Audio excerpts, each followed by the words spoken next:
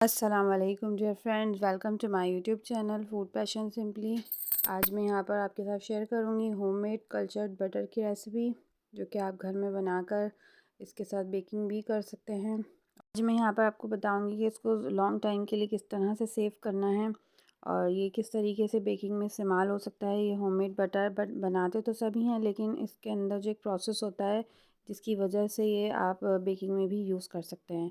तो ये मार्केट से हज़ार गुना बेहतर है अगर आप इसको घर में तैयार करते हैं। तो चलिए इसे बनाना स्टार्ट करते हैं। सबसे पहले आप जो बलाई होती है उसको आप जमा कर लें, थोड़ी थोड़ी करके रेगुलर आप 1 मंथ की बलाई आप इकट्ठी कर लें। मेरे पास यहाँ पे तकरीबन ये 1 किलो से ऊपर बलाई थी और मैंने इसको तकरीबन 1 दिन पहले ही इसको बाहर निकाल कर रूम टेम्परेचर पर सेट कर लिया। जैसे आप देख रहे हैं ये कितनी मिक्स हो गई। फिर इसके अंदर मैंने 3 चम्मच दही लगाकर जो है इसको ओवरनाइट के लिए कम से कम रख दें या फिर 24 घंटे के लिए।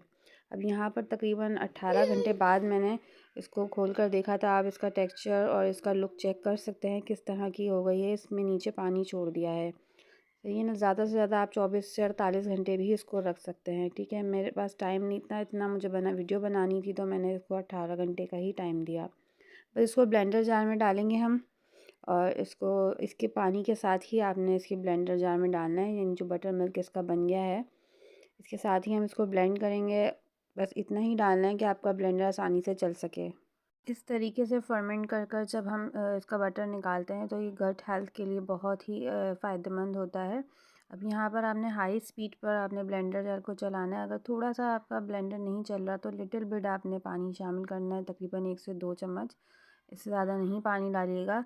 और बस इसके बाद देखें आप माशाल्लाह से बटर 1 से 2 बार चलाने में ही ये इतना ज़बरदस्त बटर ऊपर आ गया था। ठीक है, अब आपने इसको इसी तरीके से कलेक्ट करते जाना है। सारा ब्लेंडर आपने जार खाली कर देना है और इसी सेम प्रोसेस को दोबारा से आपने रिपीट करना है। अब की बार आप इसमें पानी नहीं डालेंगे, जो बटर मिल्क आपने पहले वाले सेशन में डाला था वही वाला आप इसमें रिपीट कर सकते हैं। ठीक है, तो यहाँ देखें माशाल्लाह से हमारा बटर इसका भी निकल आया है। तमाम बटर मैंने एक जगह कलेक्ट कर लिया है और बस अब इसको मैं स्क्वीज़ करके ना इसके अंदर जितना भी बटर मिल्क है ना वो मैं निकाल दूँगी।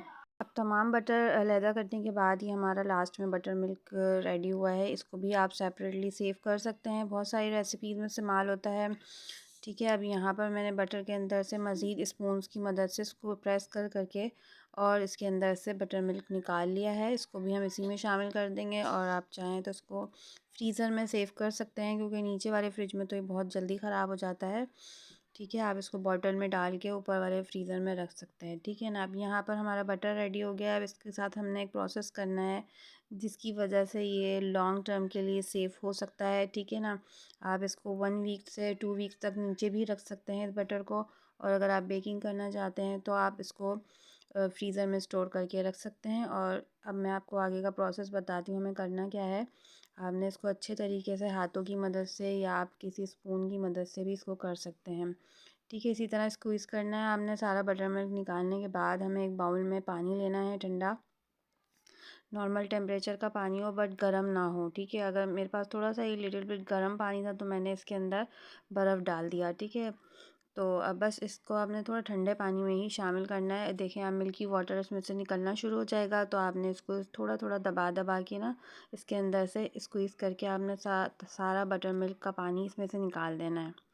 ठीक है, एक तरह का ये फर्मेंटेड वाटर होता है, तो ये ज़्यादा टाइम अगर आप इसी के अंदर छोड़ देंगे ना तो बटर आपका ख़राब हो जाएगा। ठीक है, आपने ये पानी आपने 2 से 3 बार आपने इसी सेम प्रोसेस के साथ आपने निकालना है। हाथ पर ज़रा ये हमारे हाथों की गर्माइश की वजह से चिपक रहा होता है, तो आप इस तरह 2 वुडन स्पून लेकर इसकी मदद से आप इसको स्क्वीज़ करें, तोड़ें, फिर स्क्वीज़ करें, तो इस तरह इसका पानी अंदर का निकल जाएगा। ठीक है, इसके बाद अब आगे का नेक्स्ट स्टेप ये है कि आपने ये एक साथ सारा नहीं उठा पा रही थी तो मैंने इसको 2 हिस्सों में निकाला है।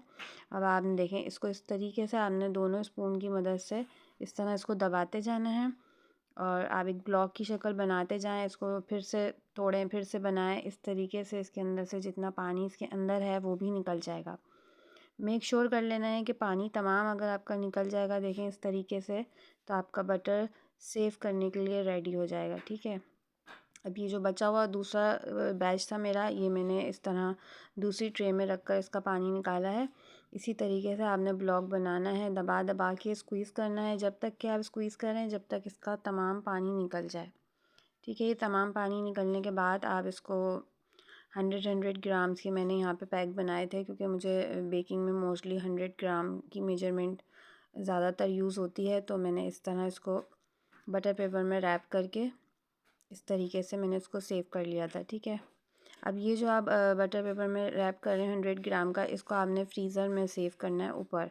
जब भी आप बेकिंग करें तो आप कुछ देर पहले से बाहर निकाल दें, उसके बाद आप इसे इस्तेमाल करें। ठीक है, और नीचे रखना हो तो आप इसको 1 वीक तक ही इस्तेमाल कर सकते हैं, उसके बाद ये इसकी शेल्फ़ लाइफ ख़त्म होना शुरू हो जाती है। तो बस आपने इस चीज़ का ख्याल रखना है, इसके अंदर पानी बिल्कुल ना हो। हमारा तकरीबन 1 किलो से ऊपर थोड़ी मलाई थी, और उसके अंदर हमारा यहाँ पे तकरीबन 650 ग्राम, आधा किलो से ज़्यादा हमारा यहाँ बटर रेडी हुआ है। आप इस देखेंगे आज बाज़ार में कितना महंगा मिलता है ये बटर। ठीक है, आप इस तरीके से बटर बनाएं, और हेल्दी भी है, पेट के लिए भी बहुत अच्छा है, और आप इसको सेव कर सकते हैं, बेकिंग में भी इस्तेमाल कर सकते हैं। तो अगर वीडियो अच्छी लगे तो लाइक शेयर एंड सब्सक्राइब कर दीजिएगा, और ऐसी मोर रेसिपीज़ देखने के लिए मेरे चैनल को सब्सक्राइब कर लीजिएगा। अच्छा, अगर आप चाहें इसको सॉल्टेड बनाना तो आप इसका जितनी भी क्वांटिटी में चाहें आप इसको निकाल के अलहदा से सॉल्टेड कर सकते हैं, इसमें नमक मिला सकते हैं। ठीक है, मैंने यहाँ नमक नहीं मिलाया क्योंकि मोस्टली मैं बेकिंग में इस्तेमाल करती हूँ, और मैंने इसके एक बाउल के अंदर थोड़ा सा अलहदा से अपने खाने के लिए उसमें नमक शामिल कर दिया था। आप चेक करें, इसका टेक्स्चर, इसका लुक बिल्कुल बाज़ार जैसे बटर है, और इसका जायका भी बिल्कुल वैसा ही है जैसे कि बाज़ार में आपको ओरिजिनल बटर मिलता है। अगर आप इसको घर में ट्राई करेंगे तो आपको अंदाज़ा हो जाएगा कि किस तरह से ये बनकर रेडी हुआ है। अच्छा, अगर आप इसका चाहें कि घी निकालना है तो बस आपने इसी जो ब्लॉक है बटर का पूरा आपने हल्की आंच पर पतीले में या किसी भी कढ़ाई में डालें, और हल्की आंच पे आपने इसको रख देना है, और हमारा मज़ेदार सा इसका असली घी भी तैयार हो जाएगा। बस आपने ध्यान रखना है कि आंच स्लो हो। अगर वीडियो अच्छी लगे तो लाइक कर दीजिएगा। Thanks for watching. अल्लाह हाफिज़।